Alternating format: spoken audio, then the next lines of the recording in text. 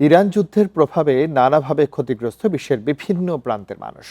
জ্বালানির দাম বেড়ে যাওয়ায় বন্ধের মুখে অনেক ব্যবসা প্রতিষ্ঠান।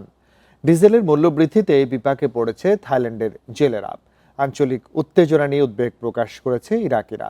আর ক্রমবর্ধমান মূল্য নিয়ন্ত্রণে কঠোর পদক্ষেপের অনুমোদন দিয়েছে জার্মানির পার্লামেন্টের নিম্নকক্ষ। বৃহস্পতিবার বিশ্ববাজারে অপরিশোধিত চিনির দাম ৫ মাসের মধ্যে সর্বোচ্চ পর্যায়ে পৌঁছায়। কারণ ইরানের বিরুদ্ধে মার্কিন ইসরায়েল যুদ্ধের অবসান নিয়ে বিনিয়োগকারীদের মধ্যে অনিশ্চয়তায় তেলের দাম পুনরায় বাড়তে শুরু করেছে।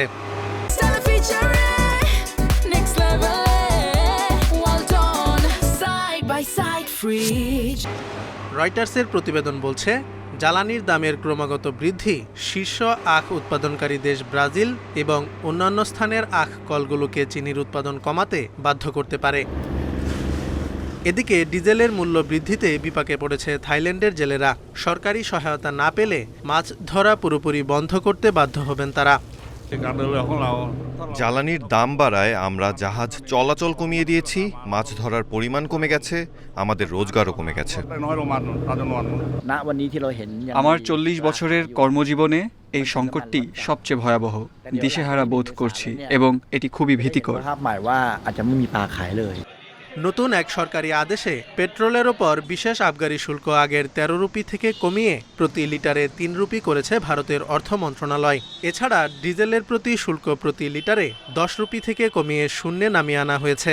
ভারতের অর্থমন্ত্রী নির্মলা সীতারামন জানান, পেট্রোল, ডিজেল ও জেট ফুয়েলের সরবরাহে কোনো ঘাটতি যেন না হয় তা নিশ্চিত করবে সরকার। The oil marketing companies will be supported to bring these commodities to India. Iran যুদ্ধের ১ মাস পর ক্রমবর্ধমান মূল্যবৃদ্ধি এবং আঞ্চলিক উত্তেজনা নিয়ে উদ্বেগ প্রকাশ করেছে ইরাকিরা।